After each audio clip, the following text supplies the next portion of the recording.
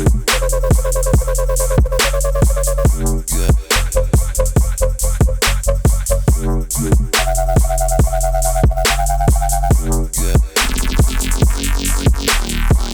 you like that drop, stick around because I'm going to show you how to get that Jaenga vibe.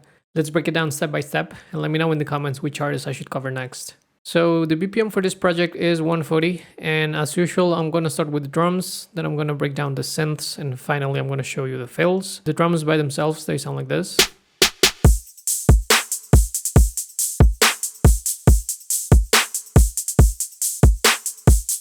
And as you can see, they consist of a kick drum, 2 snares layered. That's one. That's the second one. That's how they sound together. Then I have this top loop. And then a tambourine loop. Right before the drop, I have this little snare fill. That's for the drums. Then going into the synths, first of all, as always, I have my sidechain enabled, so that every time that the kick or the snare hits, it's ducking everything with this automation. Now going into the specific sounds, I'm gonna first go into the main basses, and then I'm gonna break down the more filler bass type of stuff, like the Wubs and all that. So this sound. Let me show you how I created that one. So this one started with a sine wave. I'm modulating the level with this LFO, this shape, and the smooth knob is around 65%. Then I enable oscillator B with the harmonic series. And this is something important. You're going to notice that throughout this project, I'm going to use this combination a lot. That's something that I feel like Jaenga uses a lot, and it creates like a really nice tone. And it's something that I do in my productions, and I've broken down this type of sound design many times in my other videos. It's very useful, and a lot of artists use this method of combining a sine wave with a harmonic series. And it's something that a lot of producers use, myself included, because it creates really nice tones and really nice basses. So in this case, the harmonic series is at position 12, as you can see, and I'm also modulating the level. That's how it sounds right now. Now I'm gonna enable a filter, and this one is gonna have these values. Mix down is at 87. Then let's go into the effects, and when you add compression and distortion, you start getting that type of tone. Now out of the patch, I put some saturation with these parameters, erosion, and EQ. So that's for that sound, and as you can see, I have this other sound, and this is just a sub bass. This I created with my sub rack.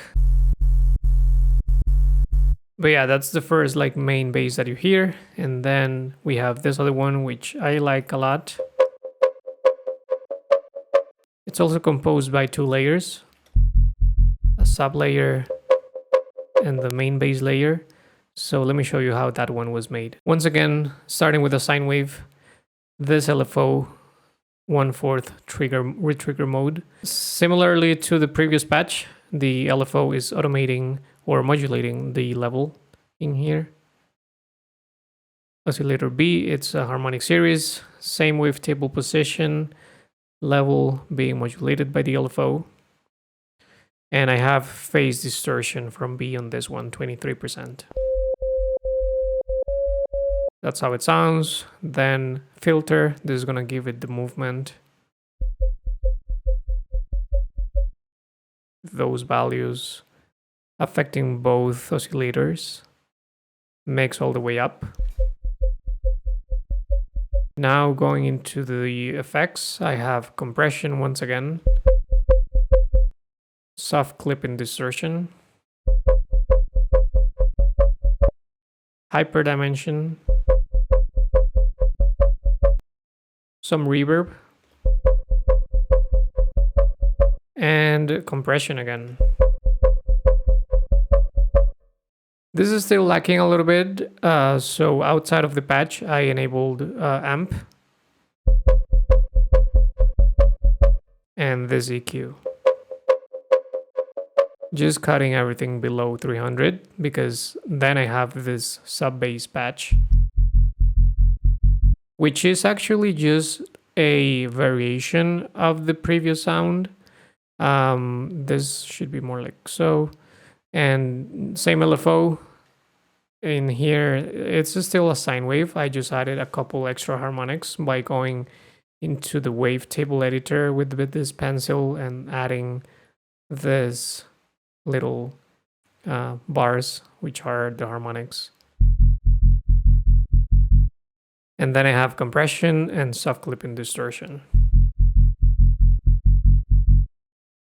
And that creates a very full sub bass that I'm cutting at 300. So both of them together.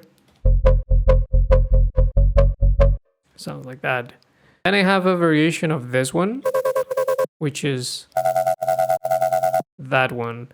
And that's pretty similar to the one that I just showed you. It's just a variation. In here, the wavetable position is like 16 instead. And you can see that I'm using phase distortion from B.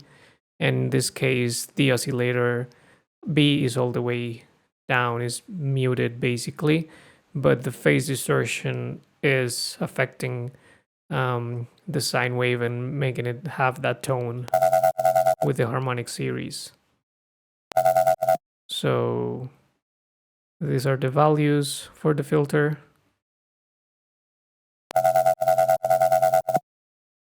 LFO shape looking pretty similarly. And this is the post-processing.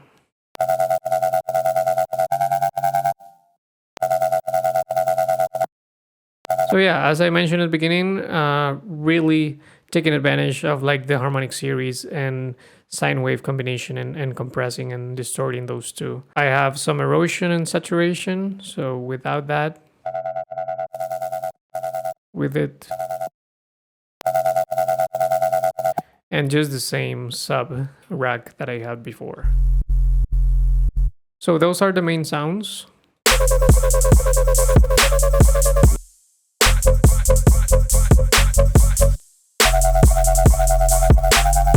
Oh, I'm actually missing this last one. So let me show you how that one was created. So this one started with this analog wavetable in here. Position 81, FM from B, or phase distortion from B, I should say. In oscillator B, I have this analog wavetable from the Serum 2 folder with 2 octaves and 4 semitones up, and the level is around 52. For this one is 75. Then I enable oscillator C, and this one is a sine wave with some harmonics. This one is going direct out and to bus 1. Then if I go to the mix, you're going to notice that oscillator C, as I said, goes direct out, and bus 1 goes direct out as well. So if I go to bus 1, you're going to notice that I have some soft clipping and some EQ. Basically what this is doing is making the oscillator C bypass the effects that are on the main tab and just going through this and then just through the speakers.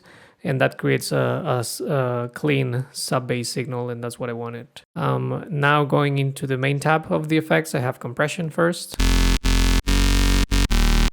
Reverb. And this EQ just cutting everything below 140. Alright, so that's for the sound itself inside Serum, but you're noticing that it doesn't have the same movement as before, and that's because that's coming from the shifters that I have in here. So I'm going to show you that in a bit. First, before that, I just have some erosion. And now the key for this bass sound is, as I said, shifter. I created a rack pretty quick just by grouping 2 shifters and having the modulation knob, the fine knob, and the dry wet being mapped to the macros so that I could like change both of this at the same time. and having the same values without having too much issue. So it sounds like this. And basically what I'm doing here is going to the frequency tab, putting the dry wet knob at around 20 on both of them. And then I'm doing a little automation with this macro, just controlling the fine knob. And that's what's giving it the movement. If I didn't have the automation enabled, it would sound like that, and that also works depending on what you want. You can like do something like that, but I wanted something a little bit more dynamic, so I just did this. Also, just wanted to say that if you're interested in getting this rack and just, you know, pretty much everything in this project file, the project file itself and the presets, I have that uploaded to my Patreon. That's where I post every project of this breakdown videos. So yeah, link in the description if you want to grab it. Now going into the opening bass, like this one is once again harmonic series and a sine wave. So let me just mute everything, show you how that was done. So sine wave, I have this LFO with this shape, this rate with trigger mode being modulated to the leveling here, phase distortion from B 44%. Then I enable this harmonic series position 4. The level is all the way down actually. And then after that, I have this filter, cutoff, frequency, affecting oscillator A, and those parameters. Then it's all about the effects, so hyper dimension, diode 2 distortion, some single band compression, reverb, and I'm actually also modulating a little bit over the reverb with the LFO. Same with the EQ in here, and a mono bass utility. Outside of the patch, I just put it an EQ, just boosting the sub and cutting a little bit on the low mids. And that's how you get that sound. Then I have this fill, which has a little bit of a reverb throw automation.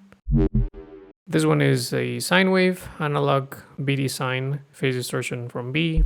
Then triangle wave, 2 octaves up, level all the way down.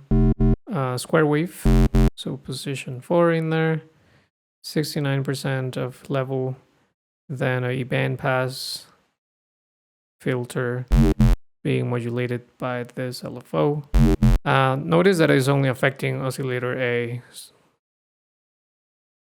Then if I go to the effects, I have hyper dimension just to make things wider. Then I have a filter, and this one is affecting the three oscillators. So sounds like that. Then I have phaser,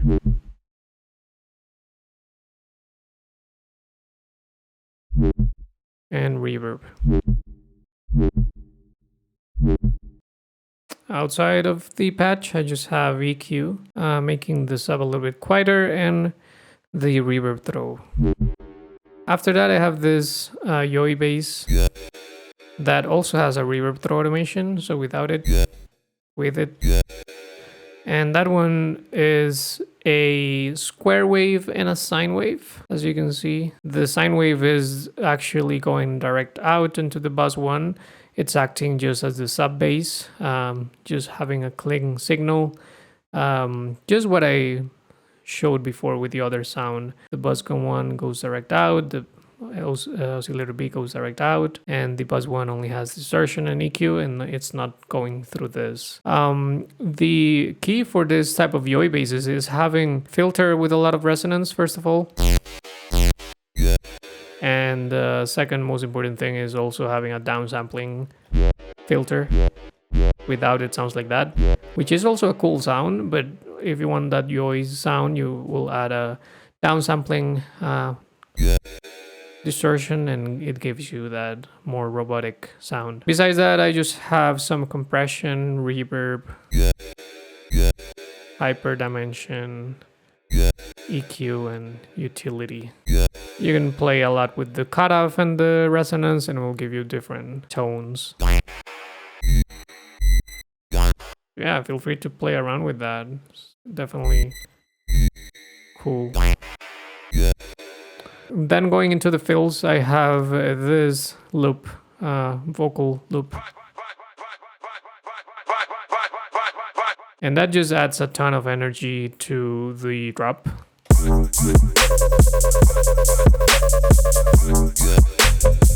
It just fills the spectrum as well. And then this little like reverse thing. Pretty subtle. So yeah, this one is pretty subtle. And by the way, if you like this drop, I think you'll love my Furba tutorial. Tap the video on screen and I'll see you there.